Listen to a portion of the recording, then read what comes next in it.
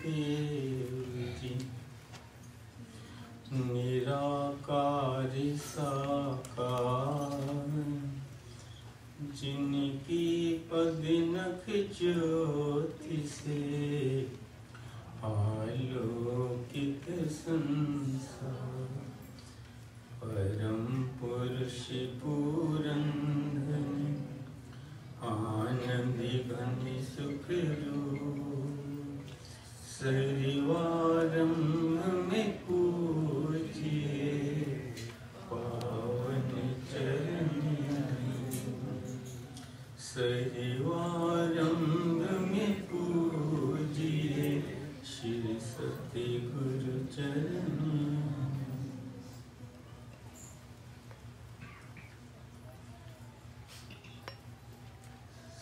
सम्मुख विराजमान श्री श्री 108 श्री हजूर सदगुरु दाता दयाल जी के पावन दर्शन करते हुए प्रेम सहित मिलकर बोलो जयकारा बोल मेरे श्री गुरु महाराज की जय।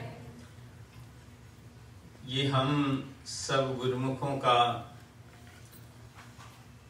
महान सौभाग्य है और श्री परमहंस दयाल जी की हम सब पर असीम कृपा है, जो आज श्री आनंदपुर वासी श्री सद्गुरुदेव दाता दयाल जी का पावन धाम में श्री दर्शन कर परम आनंद प्राप्त कर रहे हैं। बोलो जयकारा बोले श्री गुरु महाराज की जय। अमेरिका के प्रेमियों की सुनी जो करुण पुकार, पावन धाम में आए सतगुरु आन दिया दीदार। वन में नाचे मोर जो बादल निकट निहार, झूम रहे हैं प्रेमी सारे कर रहे जय जयकार। बोलो जयकारा बोल मेरे श्री गुरु महाराज की जय। चहूं और छाई हैं खुशियां, चहूं दिस छाई बहार, इस अनमोल घड़ी की सबको बधाई लाखों बार। बोलो जयकारा बोल मेरे श्री गुरु महाराज की जय। श्री रामायण में वर्णन आया है,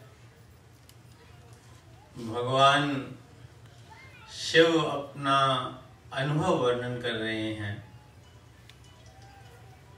कि प्रभु व्यापक सर्वत्र समाना, प्रेम ते प्रकट होई मैं जाना।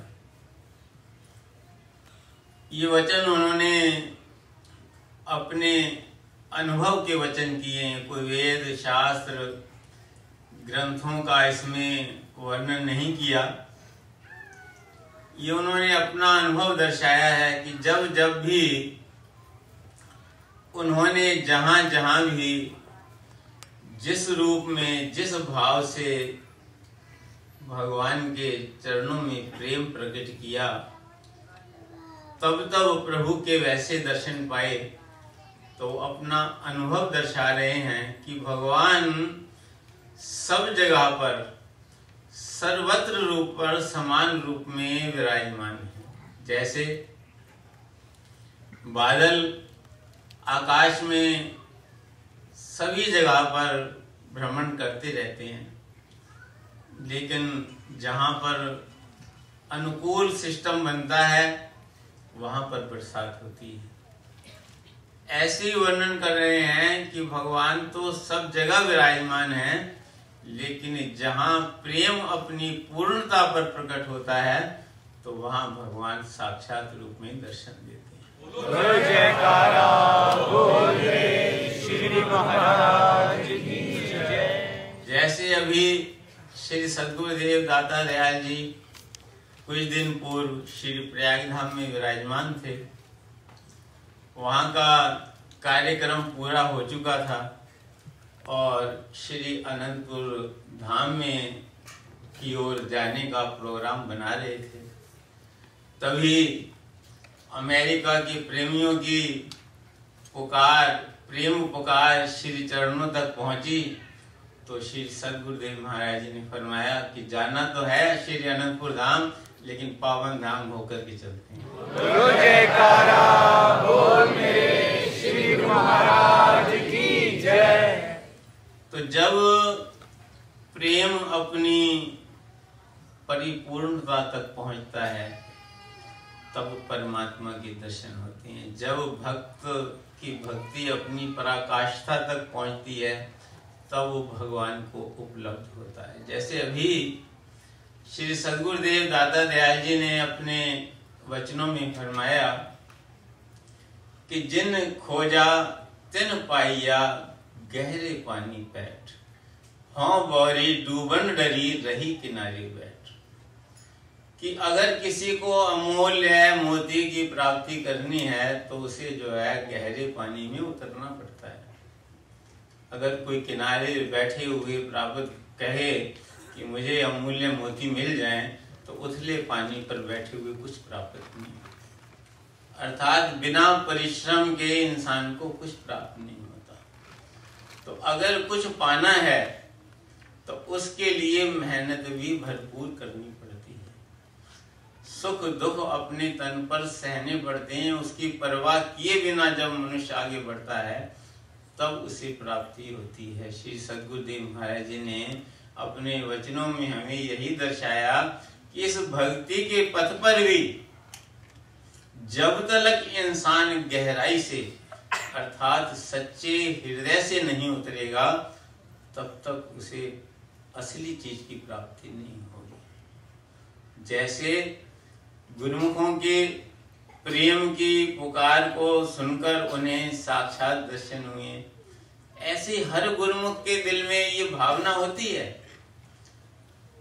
कि जैसे मुझे साक्षात दर्शन इन बाहर आंखों से हो रहे हैं, ऐसी अंतर की आंखों से भी हो। जिसने भी नाम लिया है, जिसे भी भजन अभ्यास के लिए कहा जाता है, लेकिन हर एक इंसान जो हमेशा जो है महापुरुष हमें प्रेरणा देते हैं कि सिमरन करो, सिमरन करो, सिमरन करो। हर एक को प्रेरणा करते हैं कि भक्ति के 5 नियमों के साथ 2 घंटे भजन अभ्यास करो, 2 बार में करो, 4 बार में करो, लेकिन भजन अभ्यास जरूर। क्योंकि भजन अभ्यास के बिना इंसान को प्राप्ति नहीं है। जितने वे भक्ति के साधन हैं ये भी हमें सिमरन से जोड़ने के लिए ही है। क्योंकि ये जो जन्म है ये मिला ही सिमरन के लिए है। महापुरुषों ने अपनी वाणी में फरमाया है, दुर्लभ दे पाई बड़ भागी, नाम न जपहें ते आत्मघाती। इतना बड़ा नुकसान है कि वो अगर जो है मनुष्य की देही को पाकर के सिमरन नहीं करता तो वो अपने जीवन को व्यर्थ गवा रहा है। मर न जाए जिन बिसरत राम, नाम बिहोन जीवन कौन काम। कहते हैं नाम के बिना, प्रभु के सिमरन के बिना इस जीवन का कोई अर्थ ही नहीं है। खात पीत खेलत हसत विस्तार, कवन अर्थ मेरे तक सिंगार। ये जो दुनिया की हम ऐश्वर्य है, सौंदर्य है, शरीर को जितना भी हम सुंदर सजाते हैं, सुख वैभव के सामान इसके सामने इसे मुहैया कराते हैं, तो वो ऐसे है, कहते हैं जैसे मृतक की देह को श्रृंगार करना है। तो कहते हैं जो न सुने जस परमानंदा, पशु पंखी त्रिगद जो निते मंदा। कह नानक गुरु मंत्र दृढ़ाया, केवल नाम हृदय सहाय। कि सदगुरु जो है, जो हमें बार बार सिमरन के लिए वचन फरमाते हैं, भजन के लिए वचन फरमाते हैं, तो इसे हमें जो दृढ़ कर लेता है और सदगुरु के वचनों के अनुसार सिमरन करता है, तो उसके हृदय में एक दिन केवल प्रभु का सिमरन रह जाता है, प्रभु का नाम रह जाता है। और जिसके हृदय में प्रभु का नाम रह जाता है उसके हृदय में ही सद्गुरु ऐसे प्रकट होते हैं जैसे हमारे सामने सम्मुख विराजमान।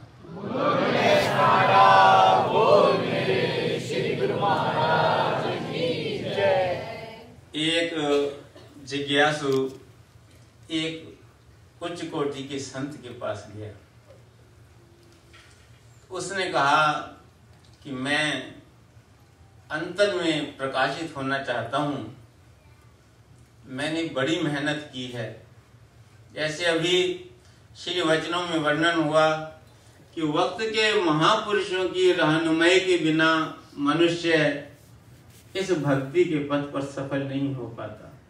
उसे वक्त के महापुरुषों की आवश्यकता होती है।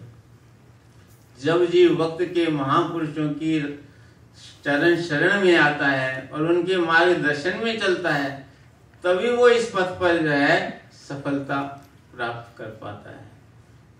तो वो आया उनके पास, कहा कि मुझे जो है अपना शिष्य स्वीकार कर लो।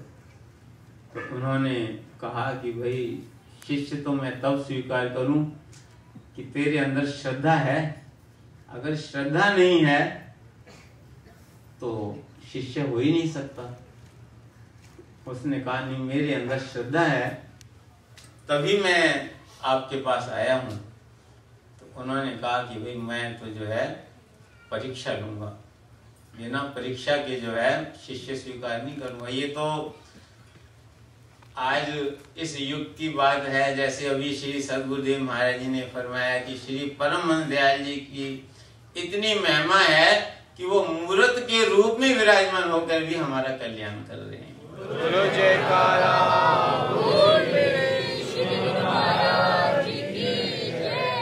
वो दयालुता का रूप धारण करके आए हैं, करुणा के सागर बन करके आए हैं।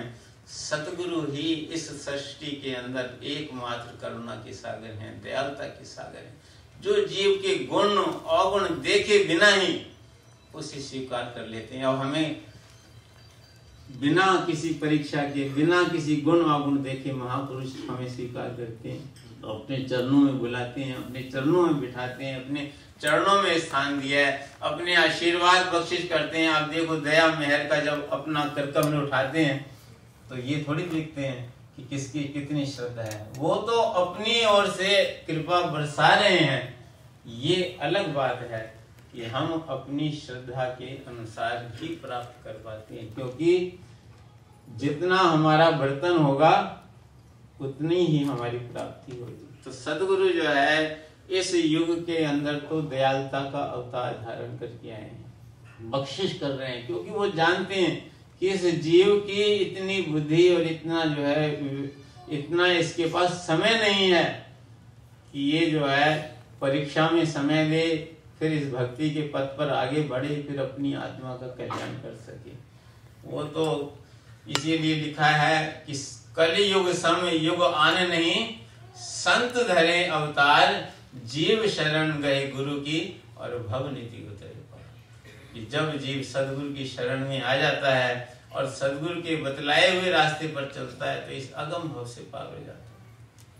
तो उन्होंने कहा कि भाई तुम आए हो तो मैं तुम्हारी श्रद्धा की कसौटी पर कसूंगा कि तुम जो है कितनी श्रद्धा रखते हो। तो वो उन्होंने कहा देखो मेरे साथ चलो, मैं जो कुछ भी करूं तुम्हें सिर्फ देखना है, बोलना नहीं है। तो वो जो है कहा ठीक है, इसमें कौन सी बड़ी बात है, भाई आप जो मर्जी करो, मुझे क्या लेना देना, मैं देखता रहूंगा। अब वो गए नदी पे और उन्होंने जो है एक लोटा लिया, लोटा जो जिसकी नीचे पैंदी नहीं लगी हुई थी। अब कुएं से पानी भरा और उसमें डालें, और वो पानी तो बिना पैंदी के लोटे में पानी तो ठहर नहीं सकता। एक बार भरा, दो बार भरा, तीन बार भरा, चार बार भरा। अब वो जो देख रहा था तो वो कह रहा था अब ये तो इतने बड़े संत हैं, इन्हें इतना भी ज्ञान नहीं है कि जब तक तो लोटे में बर्तन में पैंदी नहीं होगी तो पानी टिकेगा कैसे।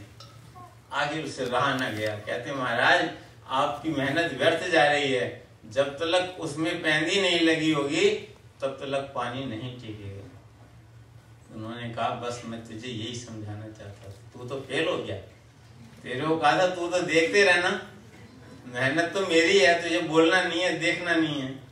तो उन्होंने कहा कि ऐसे ही जिसके अंदर श्रद्धा की पैंदी नहीं है वो इस भक्ति के मार्ग पर सफल नहीं होते। तो सदगुरु जो हमें बार बार ये वचन फरमाते हैं कि सिमरन करो सिमरन करो, हम कच्चे मन से बैठते हैं, फिर कहते मन तो लगता नहीं है, उठ जाते हैं। मन हमें उठाता है, मन तो चाहता ही नहीं है ना कि हम इस अगम भाव से पार हो जाएं, मन तो चाहता ही नहीं है हम उस परम आनंद से जुड़ जाएं। तो मन हमारे सामने ऐसे ऐसे विचार पैदा कर देता है कि जो हमें कभी सोचे भी नहीं होते और हम घबरा के उठ जाते हैं। लेकिन अगर हमारे अंदर श्रद्धा है, भावना है, सदगुरु के चरणों पर विश्वास है, तभी हम भजन कर पाते। लोग विनती करते हैं कि श्री गुरु महाराज जी हमें शक्ति दो, हम भजन करें। तो श्री गुरु महाराज जी फरमाते हैं कि भजन में तो इतनी शक्ति है कि और शक्ति की जरूरत नहीं, उसमें तो अपने आप ही आप सर्व निष्ठा रख करके, श्रद्धा रख करके भजन पर बैठिए। जो सिमरन करता है, जो सदगुरु के चरणों पर विश्वास रख करके सिमरन करता है, उसके अंदर ही सब्र पैदा होता है। नहीं तो मनुष्य जो है संसार के पीछे अंधी दौड़ दौड़ रहा है। संतों ने वर्णन किया है, आशा करता जगमुआ, आशा मरी न जाए, नानक आशा पूरियां जो सच्चे सोचित लाए। कब इंसान की आशाएं पूरी होती हैं? जब प्रभु के चरणों से चित्त जोड़ता है। तो चित्त जोड़ने के लिए क्या है? ये सिमरन है। जब सिमरन करता है तब उसके अंदर सब्र आता है, पेशेंस आता है। वो कहते हैं जिसके अंदर सब्र आता है उसे कहते हैं सबरी। जैसे जिसके पास धन होता है उसे धनी कहते हैं, जिसके पास गुण होता है कहते हैं गुणी आदमी है। ऐसे जिसके पास सब्र होता है वो सबरी होता है, और जो सबरी होता है उसे भगवान के द्वार पर नहीं आना जाना पड़ता, भगवान उसके द्वार पर।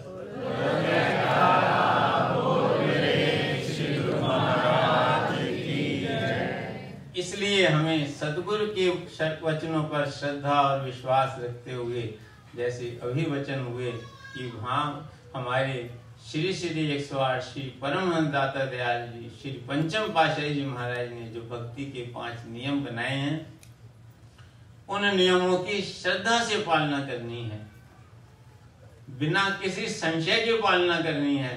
भक्ति के नियमों की पालना करनी है और सिमरन करना है। जब हम ये करेंगे तो हमारे अंदर सब्र आएगा, सब्र आएगा तो हम सबरी बनेंगे, सबरी बनेंगे तो जो सदगुरु हमारे सम्मुख विराजमान है, एक दिन हमारा अंतर हृदय प्रकाशित होगा और वो हमारे हृदय में प्रकट हो जाएंगे।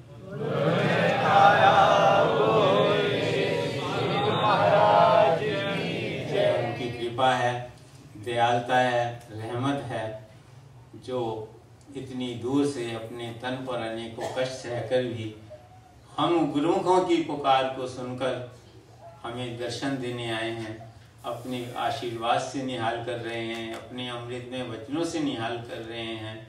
तो हमें उतनी दृढ़ता से लगना चाहिए जैसे वचन हुए कि जिन खोजा तिन पाइए गहरी पानी। जब पूर्ण निष्ठा से, पूर्ण श्रद्धा से, पूरी लगन से इस भक्ति के पथ पर आगे बढ़ना है और सद्गुरु अपने जीवन को सफल बनाना है, महापुरुषों की प्रसन्नता को प्राप्त करना है। सभी गुरुमुखों को लाखों लाख